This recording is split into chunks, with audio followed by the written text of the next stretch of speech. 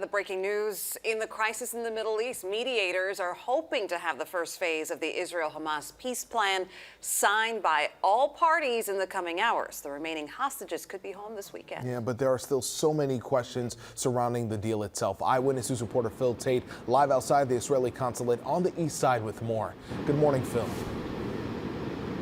Pedro, Jolene, good morning. Tuesday marked 2 years since the October 7th attacks, and this morning there is a ton of reaction pouring in. That's as President Trump says that Israel and Hamas have agreed to the first phase of a peace plan to pause the fighting and to release some of the prisoners and hostages. Now, this appears to be the biggest breakthrough in months after Trump's proposed peace plan. News broke after the president was passed a note in an unrelated press conference yesterday by the Secretary of State, and shortly after, a Truth Social post confirmed there was an agreement. While some look forward, there could still be several hurdles ahead. But this moment comes after the killing of 1,200 innocent Israelis on October 7th, the taking of hundreds of hostages, and the deaths of tens of thousands of Palestinians in Israel's brutal response. I was just given a note by the Secretary of State. Peace for the Middle East. It's a beautiful phrase, and we hope it's going to come true, but it's very close.